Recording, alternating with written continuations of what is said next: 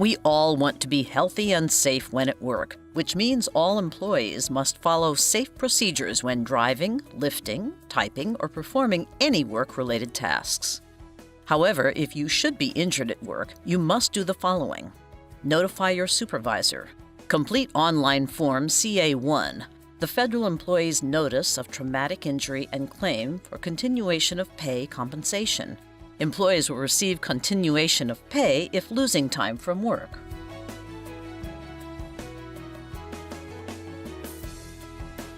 As a federal employee, you are covered under workers' compensation.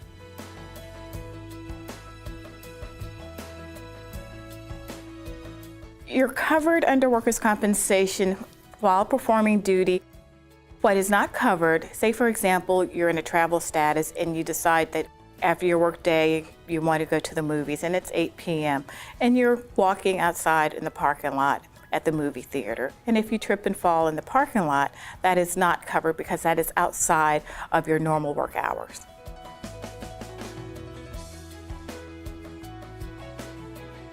eComp is the electronic database or the system where you would file your workers' compensation claim.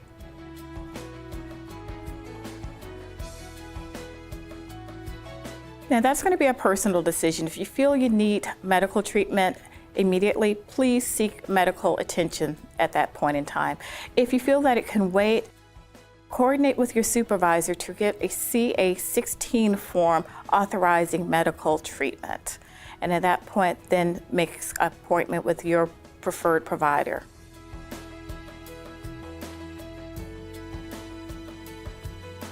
If you are unable to fill out a CA1 or there's no time, you don't have the time, you can have your supervisor to complete this on your behalf or a representative.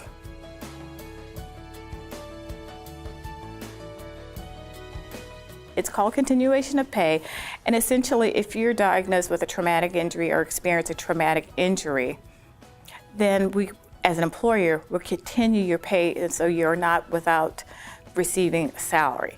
So essentially you'll have to make a claim for workers' compensation within the first 30 days of that incident. However, continuation of pay will only continue for 45 days.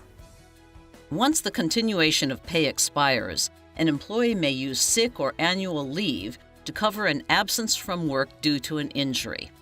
For more information on health and safety at work, refer to the Employee Handbook, the OHR site on NCUA Central, Article 34 of the Collective Bargaining Agreement, or the NCUA Personnel Manual, Chapter 13.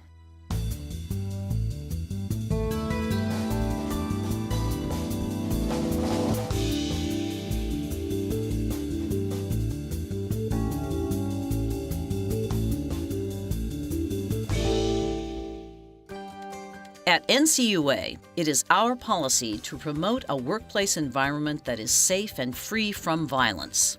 The cooperation of every employee at NCUA is needed to effectively maintain a safe environment.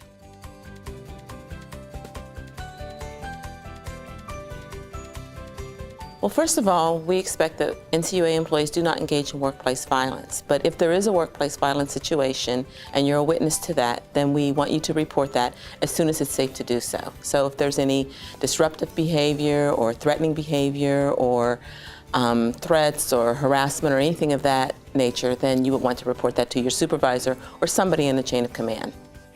Supervisors should contact the Office of Human Resources or the Office of Continuity and Security Management to determine the appropriate action to take in workplace violence situations.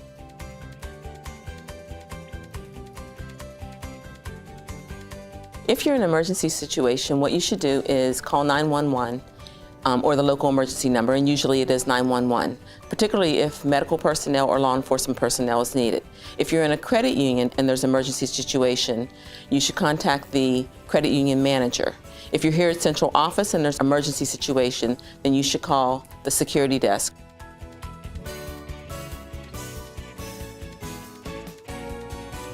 You would call your supervisor or somebody in the chain of command, or maybe a credit union official or the Office of Human Resources or the security desk here at the central office.